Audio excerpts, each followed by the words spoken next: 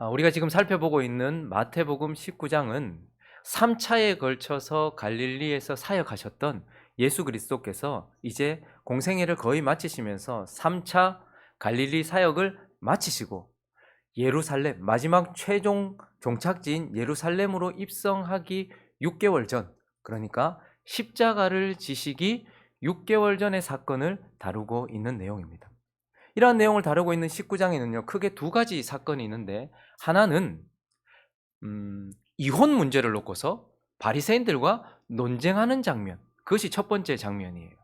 그리고 또 하나는요, 영생의 문제를 놓고서 부자 청년과 대화하고 있는 장면, 이것이 두 번째 사건입니다. 이 마태복음 19장에는 크게 이 두 가지 사건이 있는데요.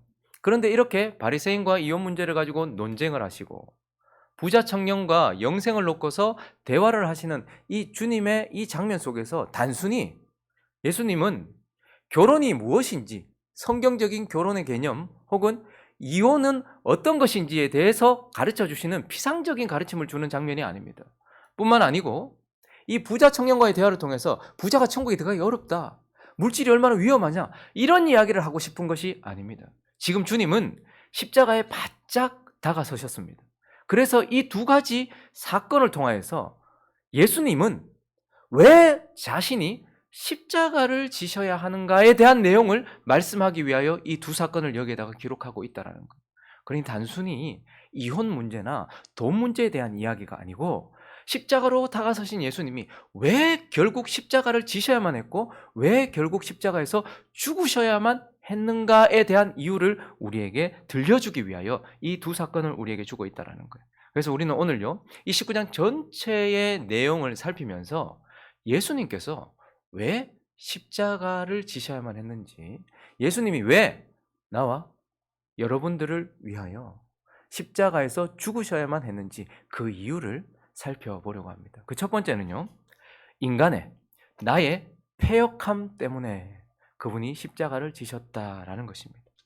우리가 지난주에도 19장을 이렇게 시작했는데요, 예수님은 바리새인들과 논쟁을 하면서 지금 결혼에 대한 바른 개념을 잡아주시고 이혼에 대한 바른 개념을 드러내고 계세요. 그러나 그것이 드러나면서 단순히 결혼과 이혼에 대한 개념이 드러나는 것이 아니고 이렇게 대화하는 과정 속에서 바리새인들 그리고 거기 있는 유대인들 제자들까지 해서 그들 속이 얼마나 더럽고 추악하고 부패해 있는지를 주님은 사실을 드러내세요. 이혼에 대해서 드러내신다기보다는 그것을 논쟁하시면서 지금 그들 속에 있는 그들 안에 그 마음이 얼마나 부패했는지, 그들의 부패성, 그들의 패역함을 드러내고 있어요. 여러분, 지금 바리새인들이 무슨 문제를 가지고 예수님께 나왔습니까? 3절을 한번 보실까요? 읽습니다. 시작. 바리새인들이 예수께 나와 그를 시험하여 이르되 사람이 어떤 이유가 있으면 그 아내를 버리는 것이 옳으니까. 지금 바리새인들이 가지고 나온 문제는 결혼 문제예요.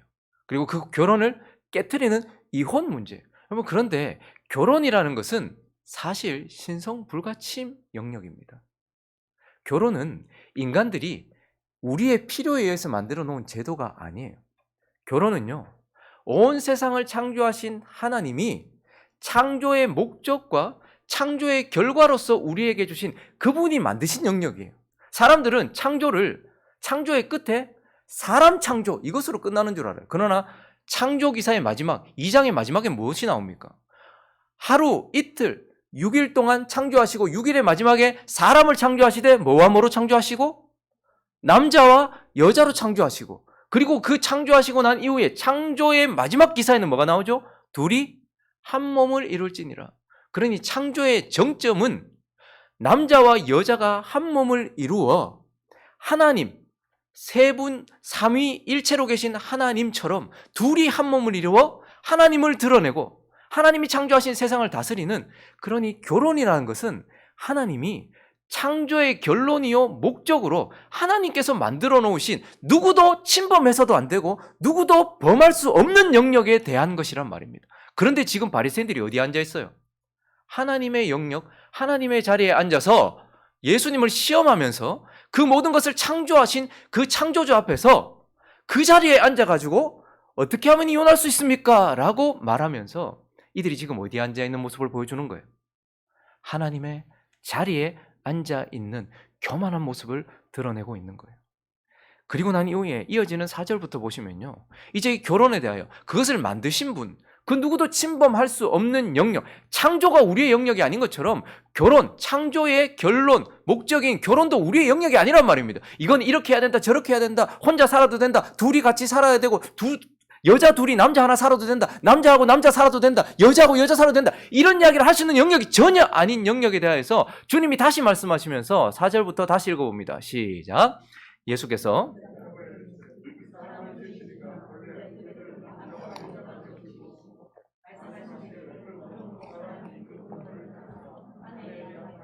그 둘이 한 몸이 될지니라 하신 것을 읽지 못하였느냐? 그런즉 이제 둘이 아니요 한 몸이니 그러므로 사람이 짝지어 주신 것을 하나님이 짝지어 주신 것을 사람이 나누지 못할지니라 하시니 여짜오되 그러면 어찌하여 모세는 이혼 증서를 주어서 버리라 명하였나이까? 지금 주님이 결혼에 대하여서 창세기 1장에 있는 내용을 얘기하고 있어요. 인간, 그러니까 모든 것 창조하시고 창조의 정점에 있는 그것에 대해서 얘기하고 있는데 주님이 나누면 안 된다. 처음부터 이 결혼을 창조하신 하나님은 그런 옵션은 없었다라고 이야기하는데 또 뭐라고 하죠? 이 사람들은 그냥 물 마시듯 이혼을 하고 있었어요. 내가 하고 싶은 대로 이혼하고 있어요. 여기서 사실은 이혼했다기보다는 여자를 버리고 있었어요, 남자들이. 남자와 여자는 동등합니다. 질서는 분명히 있어요. 그런데 그 당시에 남자와 여자가 동등하다고 하시는 하나님의 말씀을 깨트리고 남자가 여자 위에 있었어요. 그리고 어떻게 했습니까? 이혼을 했다기보다는 여자를 버렸단 말입니다. 그래서 그들은 하나님이 처음부터 하나님이 짝지어준 것을 둘이 나눌 수 없는데 남자들이 그것을 버렸어요. 그래서 그걸 좀 보완하고 보호하고 여자들을 보호하기 위해서 율법을 주셨단 말입니다. 신명기 24장 1절부터 4절까지 주셨단 말이에요. 여자 버리면 안 된다라고 주셨어요. 근데 그것까지도 왜곡시켜가지고 이혼 증서 써주면 버려도 되는구나. 이건 여자를 보호하기 위해서 이혼을 금지시키기 위해서 주신 계명이었는데 그런데 이혼 증서만 써주면 그래서 수많은 이혼 증서를 남발하면서 여자들을 계속 버렸단 말입니다. 그러니까 지금 뭐 하고 있는 거예요? 창조하신 하나님의 자리에 앉아가지고 결혼에 대해서 자기의 개념대로 자기의 생각대로 결정하면서 살아가고 있는 모습. 그래서 이들이 얼마나 죄악됐는가를 보여주고 있어요. 사람들은 죄를 나쁜 행동이라고 생각합니다. 그러나 죄는요, 하나님과의 관계에서 규정되어지는 거예요. 죄는 하나님의 자리에 앉아 있는 게 죄예요. 그리고 하나님의 뜻에 벗어나는 게 죄예요. 결혼에 대해서 하나님이 이렇게 말씀하시면 우리는 그 아래에서 그 범위 안에 있어야 되는 거예요. 그런데 우리는 우리 눈에 보기에는 뭐 살인하는 사람이나 간음하는 사람이나 사기치는 사람이나 폭행하는 사람이나 이런 사람들은 나빠 보이니까 죄인 이렇게 얘기하는데 고상하게 하나님의 자리에 바리새인처럼 다 앉아가지고 하나님은 하나님께서 짝지어 주신 것을 나눌 수 없다라고 말하는데 이혼 증서 써주고 나누면 된다, 버려도 된다 라고 말하면서 하나님의 뜻에 어긋나 있는 그들. 그래서 주님은 왜 십자가를 지셔야 하는가?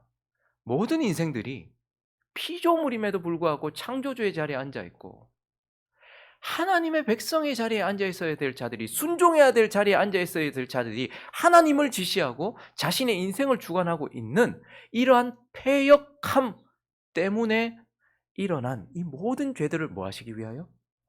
속죄하시기 위하여. 자기 백성의 죄, 이 추악한 죄, 이 패역한 죄, 이 우리의 더럽고 추악한 죄를 씻어내시기 위하여서 십자가를 지신다라고 말씀하시며 인간의 이 패역함 때문에 예수님이 십자가를 지신다라고 말씀하시는 것입니다. 그리고 이어지는 두 번째 내용을 통해서 두 번째 예수님께서 왜 십자가를 지셔야만 했는가? 바로 또한 인간의 무능함 때문이다 라고 우리에게 말씀해 주고 있어요. 지금 이혼에 대한 논쟁이 진행되고 부자 청년과 영생에 대한 대화가 진행되는 동안 인간이 얼마나 부패했는지, 감히 하나님의 자리에 앉아서 주인도 아닌 인생들이 주인 노릇을 하면서 자기 인생의 주인인 양, 자기 것의 주인인 양 살아가고 있는 그 패역함이 드러나는데 동시에 또 하나 밝히 드러나고 있는 것이 있어요. 그것은 무엇이냐면 인간이 얼마나 무능한가 하는 것입니다. 어떤 영역에서 무능한가? 하나님의 뜻을 따르기에는 무능하다는 것을 보게 돼요. 이제 하나님께서, 예수님께서 결혼과 이혼에 대한 말씀을 주셨어요. 자, 6절부터 한번 보실까요? 그런즉 이제 둘이 아니요 한 몸이니 그러므로 하나님이 짝지어 주신 것을 사람이 나누지 못할지는. 이혼을 반복해서 했어요. 지금도 마음에 저 여자 보니까 예뻐. 근데 이제 지금 내가 살고 있는 이 여자 별로야. 그래서 이거 무슨 이유로 버리지? 성질이 못됐다고 하자. 음식을 못한다고 하자. 내 마음을 거슬리게 만든다고 하자. 그리고 버리고 저 여자 데리고 와야지. 이렇게 생각하고 있는데 둘이 아니요 한 몸이니 하나님이 짝지어 주신 것을 나눌 수 없다 이렇게 말했어요. 그랬더니 그러면 어찌하여 모세는 이 증서를 써줘서 버리라고 했습니까? 너희가 오해했다. 모세는 이것을 명령하면서 이혼해도 된다고 말한 것이 아니다. 너희 마음이 너무 완악해서 아내를 막 버리니까, 그냥 버림받는 아내들은 삶이 완전히 무너져 버리니까 이혼 증서라도 써주고 재혼을 할 수 있도록 하기 위해서, 그래서 9절에 보니까요 본래 그렇지 않다. 그래서 음행한 연고 이외에 그 이후에 아내 버리면 안 된다라고 이렇게 말했어요. 자, 그리고요 제자들이 그 얘기를 들었어요. 그러면 안 되는구나 얘기를 들었어요. 그러면 이제 내가 주님 말씀대로 정결하게 한 배우자의 남편이 되어서 그렇게 살아야지 이렇게 말하는 것이 아니라, 제자들이 뭐라고 말합니까? 10절 읽습니다. 시작. 제자들이 이르되 만일 사람이 아내에게 이같이 할진대 장가들지 않는 것입니다. 이게 진짜 결혼의 의미라면 장가 안 가는 게 나아요. 에이 못하겠습니다. 그게 말이 됩니까? 지금 이렇게 얘기하는. 어떻게 평생 한 여자하고만 삽니까?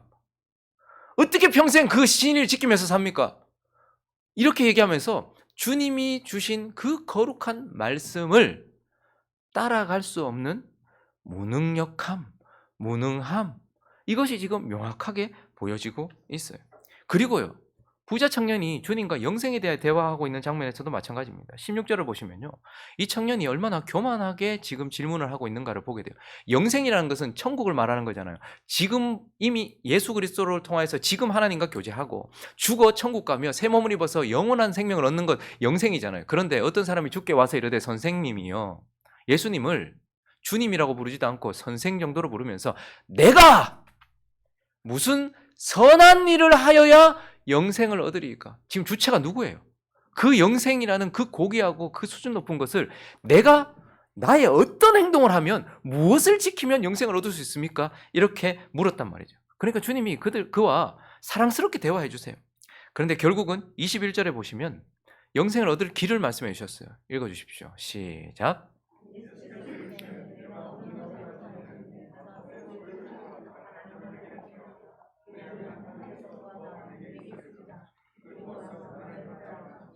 자, 영생을 얻는 길을 가르쳐 주셨어요. 어떻게 하래요? 좀 생각지 못했던 거예요. 5계명부터 9계명까지 다 지키고 있었거든요. 부모 순종하고 살인 안 하고 간음 안 하고 도둑질 안 하고 잘 지키고 있었는데, 그거 하면 나 영생 얻을 줄 알았어.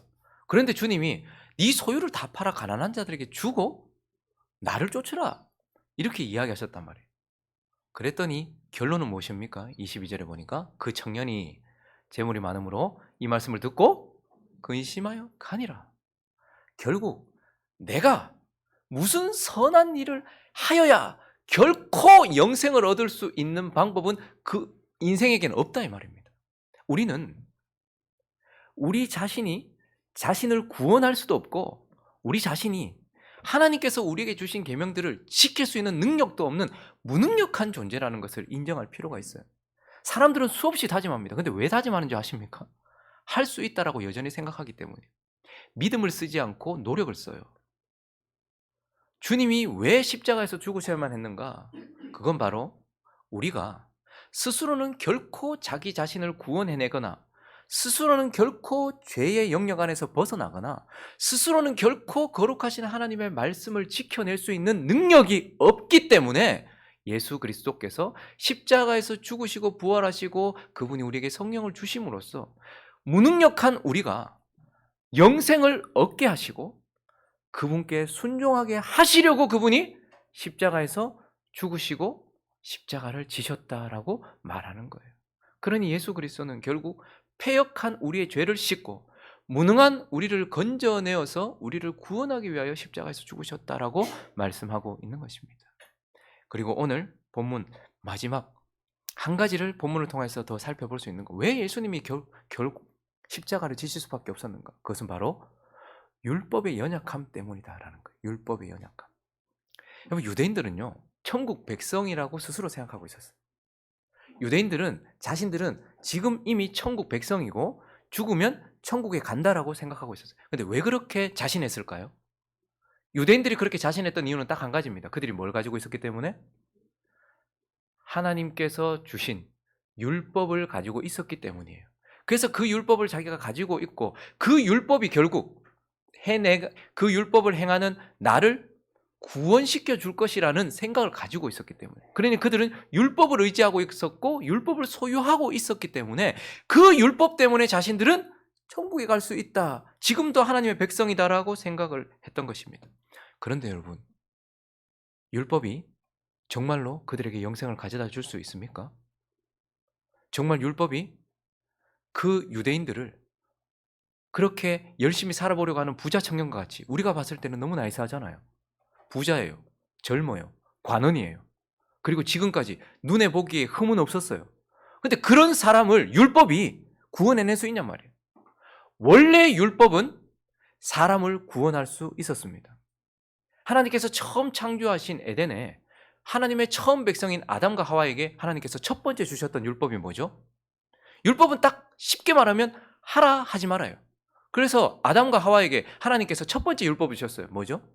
동산에 있는 각종 나무의 실과는 임의로 먹으라 하라라는 명령이었어요. 그리고 또 하나는요, 동산 중앙에 있는 선악을 알게 하는 나무의 실과는 먹지 말아라. 이것이 하라 하지 말아라는 첫 번째 율법이었어요. 그런데 아담과 하와가 만약에 그 율법을 지켰다면, 그 계명을 지켰다면 아담과 하와는 영생을 얻습니까? 못 얻습니까? 영생을 얻을 수 있었어요.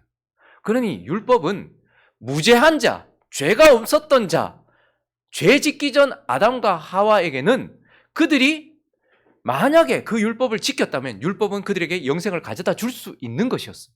그러나 문제는 그들이 선악을 알게 하는 나무의 실과를 먹음으로써 죄인이 되었어요. 그러니 이제 그 죄인이 된, 죄로 가득한 인생을 율법이 영생을 줄 수 있습니까? 없습니까? 무죄한 자에게는 율법이 영생을 가져다 줄 수 있지만 죄로 죽어버린 인생에게는 율법이 아무리 거룩하고 아무리 깨끗하다 할지라도 영생을 줄 수 있습니까? 없습니까? 없다는 말이에요. 그래서 로마서 8장을 가볼까요? 3절을 보시면 율법이 문제가 있는 것이 아니고 율법이 연약하다고 말해요.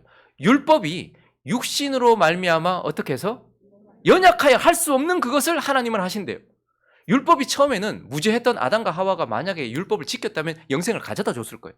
그런데 아담과 하와가 죄인이 됐잖아요. 그런데 율법은 여전히 거룩하고 정결한 거예요. 그런데 죄인에게는 영생을 줄 수 있는 능력이 있다 없다?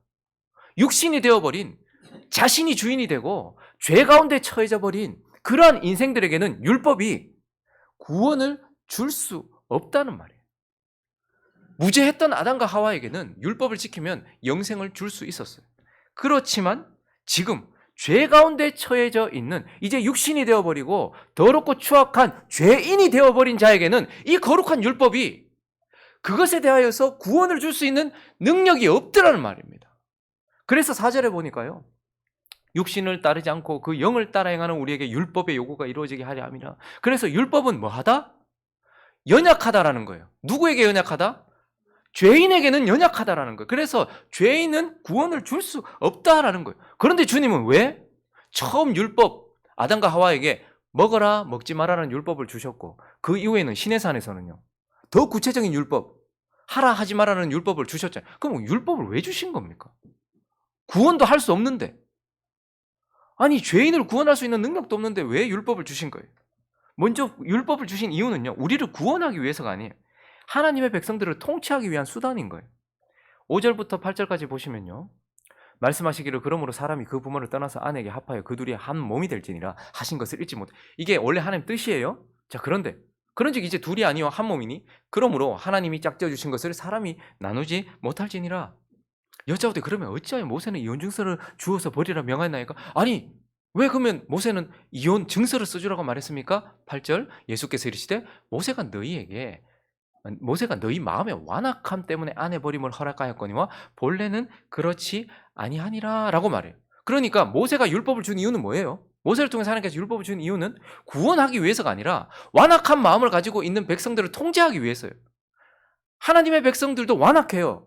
그러니까 그 백성들은 다른 백성들과 달리 하나님의 뜻을 계시해줘서 그 백성을 인도하기 위해서, 통치하기 위해서 주신 거예요. 그래서 모세를 통하여 주신 율법은 그 율법이 사람을 구원하기 위한 것이 아니라 구원받았기 때문에 그 백성에게 주셔서 하나님의 뜻을 계시하셔서 그 법으로 하나님은 그 백성들을 통치하는 거예요. 그러니 하나님의 백성의 통치 수단이었다라는 것입니다. 그리고 또 하나는요. 21절 또 보시면 예수께서 이르시되 네가 온전하고자 하는데 가서 내 소유를 팔아 가난한 자들에게 주라. 그리하면 하늘에서 보화가 있으리라. 그리고 와서 나를 따르라. 그 청년이 재물이 많음으로 어떻게 했다고요? 22절에요. 그 집안에 가버렸다. 아버지 그 전에 주님께서 계명을 지켜라 이렇게 얘기했어요. 그랬더니 이 청년이 자신 있게 어떤 계명 말입니까? 부모를 공경해라? 이웃을 살인하지 말라? 간음하지 말라? 저 이거 다 지켰는데요. 이렇게 말했어요. 자, 그런데 이 계명이 지금 무엇을 드러내고 있습니까? 예수님께서 가난한 자들에게 네 소유를 다 팔아서 주고 나를 쫓으라 하는 순간 뭐가 드러나요? 근심해서 돌아가는 바람에 지금 그는 주님과 재물 가운데 하나를 섬겨야 되는 상황에 처해 있어요. 근데 지금 그는 누구를 선택한 거예요, 결국? 재물을 선택한 거예요. 몇 계명을 범한 것입니까? 1계명을 범한 거예요. 벌써 계명의 처음부터 그는 지키지 못했단 말입니다. 그리고 지금 하나님과 재물 사이에서 뭐에 더 마음이 끌리고 있어요? 재물에 마음이 더 끌리고 있어요. 이걸 뭐라고 하죠? 탐심이라고 해요. 탐심은 우상 숭배예요. 내 이웃의 것을 탐내지 말라. 몇 계명입니까? 10계명입니다. 그러니까 1계명부터 10계명까지 그는 하나도 지키지 못하고 있다는 것을 지금 주님이 드러내시는 거예요. 너 계명 지키고 있다고? 아니, 계명이 지금 네가 어떤 존재인지 아느냐 이거 드러내는 거야. 너는 우상 숭배자요, 탐심으로 가득한 죄인이야 라는 것이 뭐를 통해서 드러나는 거예요? 율법을 통해서 드러나는 거예요. 그러니까 율법은 하나님의 백성들을 통치하기 위한 수단이기도 하지만 우리 자신이 하나님 앞에서 어떤 존재인지를 드러내는 수단이에요. 그래서 말씀 앞에 설 때 뭐가 드러날까요? 말씀을 잘못 받는 사람들은 오늘 말씀을 들으면서 자꾸 옆에 사람 쳐다봐요. 저거 자꾸 딴 사람한테 적용시켜요. 근데 말씀을 제대로 받는 사람들은요, 그 말씀에 자기 자신을 비춰봐요. 우리는 늘 깜짝 놀라야 돼요. 내가 이런 모습이었나? 내가 이런 존재였는가? 아마 부자 청년은 며칠 알아 누웠을 거예요. 왜냐하면 자기는 계명을 다 지키고 있는 선한 사람이라고 생각했을 거예요. 그런데 자기는 1계명도 지키지 못하고 10계명도 지키지 못하는, 1계명부터 10계명까지 그 어느 것도 사실은 지키지 못하고 있는 우상숭배자라는 것을 율법을 통해서 깨닫게 됐단 말이에요. 그러니까 하나님께서 우리에게 율법을 주신 이유는 뭘까요? 이제 구원시키기 위해서가 아니에요. 우리가 복음을 전할 때도 뭐부터 합니까? 우리가 죄인이라는 것을 깨닫게 하잖아요. 그래서 내가 죄인이구나 라는 것을 드러내고 나 자신이 하나님 앞에 어떤 존재인지를 드러내기 위해서 율법을 주신 거예요. 그리고 그 율법을 통해서 자기 자신을 보면 어떻게 될까요? CT를 찍었어요. MRI를 찍었어요. 암이네요. 그러면 어떻게 할까요? 큰 소리 뻥뻥 치던 자들이 의사 앞에 가서 수술을 해달라고 무릎을 꿇는 것처럼 율법이 내가 진짜 죄인이구나 라는 것을 드러내는 순간 우리는 진짜 우리를 구원할 빛 대신 누구를 찾게 될까요? 예수 그리스도를 찾게 되는 거예요. 그래서 율법은 그리스도를 향해 가게 하는 몽학 선생이다 이렇게 말해요. 이끌어가 준다라는 거예요. 그리고 율법은요, 지금 저와 여러분에게는 이제 구약이 필요 없습니까? 그러면 지금도 여전히 구약의 율법이 우리에게 필요해요. 왜요? 여전히 그분은 율법을 통하여서 하나님이 어떤 분인지를 드러내시고 율법을 통하여서 우리가 어떻게 하면 상급을 받는지도 드러내주시는, 율법은 여전히 우리에게 구원을 가져다 주기 위한 것이 아니라 구원받은 백성이 어떻게 살아야 될지와 우리를 구원하신 하나님이 어떤 분인지와 그리고 우리가 어떻게 하면 상급을 받는지를 보여주는 귀한 자료인 거예요. 그렇기 때문에 율법은 아름답고 선하고 빛난 것이지만, 그러나 율법은 죄 없는 자에게는 영생을 가져다 줄 수 있지만 죄 있는 죄인은, 육신은 구원할 수 없는 연약한 것이기 때문에 예수 그리스도께서 십자가를 지셔야 했던 이유는 유대인들이 그렇게 붙잡고 자랑하고 있었던 율법이 하지 못하는 것 자신이, 그래서 십자가를 지심으로써 어떻게 하는 거예요? 율법은 죄 없는 자를 구원하고 예수는 죄 있는 자를 구원하시려고 그렇게 하신 거예요. 그래서 십자가에서 예수님은 뭐와 뭐를 쏟으셨습니까? 창을 콱 찔렀을 때 뭐와 뭐가 쏟아졌죠? 피와 물. 피는 패역한 우리를 속죄하는 것을 의미하고, 물은 뭐죠? 생수이신 성령을 의미하면서 우리에게 생명을 주어서 우리를 살게 한단 말입니다. 그래서 계명은 그걸 못해요. 율법은 그걸 못해요. 그러나 예수는 십자가를 통하여서 우리를 속죄하고 죄인이 하나님의 뜻대로 살아갈 수 있도록, 그렇게 구원할 수 있도록 하시려고 그렇게 십자가를 지신다라고 우리에게 말씀하면서, 이 두 가지 논쟁과 대화, 바리새인과 이혼 문제를 놓고서 바리새인과 논쟁하고 있는 이 문제, 그리고 영생을 놓고서 부자 청년과 대화하고 있는 이 사건을 통하여서 주님은 십자가에 가까이 다가오셔가지고 내가 너희의 패역한 죄를 씻기 위하여 십자가에서 죽을 수밖에 없다. 그리고 무능한 너희를 건져내기 위하여 십자가에서 죽을 수밖에 없고, 너희가 의지하고 있는 계명에 할 수 없는 그것을 내가 하기 위하여서 십자가를 진다라고 말씀하고 있는 것입니다. 말씀을 정리하겠습니다. 자, 그러면 예수님이 이제 왜 십자가를 지는 것입니까? 우리는 이제 그 이유를 알게 됩니다. 하나님이 짝지어 주신 것을, 하나님이 하나 되게 하신 것을 나누지 않으려고 십자가를 진다는 거예요. 창세전에 하나님은 예수 그리스도와 저와 여러분, 교회를 어떻게 해요?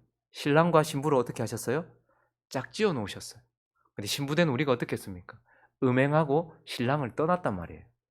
그런데도 불구하고 예수 그리스도께서 십자가를 지시는 이유는 창세전에 이미 하나님께서 둘을 짝지어 놓으시고 하나 되게 하신 그것을 음행했음에도 불구하고 나뉘지 않으시려고 예수님은 그 신부된 우리를 구원하시려고 십자가를 지는 거예요.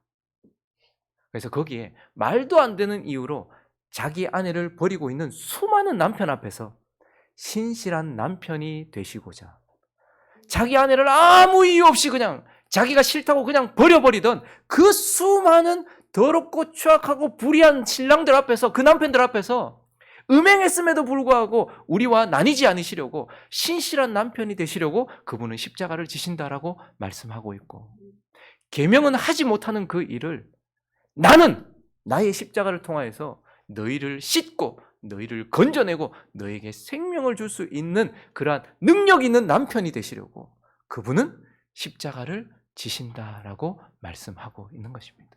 그러므로 오늘 이 아침에 주님이 십자가를 지신 이유는 신실한 우리의 남편으로서의 역할을 다 하시고, 그리고 비참하게 십자가에 죽으시는 것이 아니고 능력으로 우리를 살려내시는 능력 있는 남편이 되시려고 십자가를 지셨다라는 것을, 나를 위한 것이라는 것을 기억하면서 그 하나님께 감사하고 찬양하고, 이제 이전까지는 음행하고 마음대로 살았다면 그런 은혜를 주신 그 주님 앞에 신실한 신부가 되고 그 능력이 주님의 그늘 아래 있는 신부가 되어 살아가기로 다짐하는 저와 여러분 되시기를 예수 그리스도의 이름으로 축원합니다.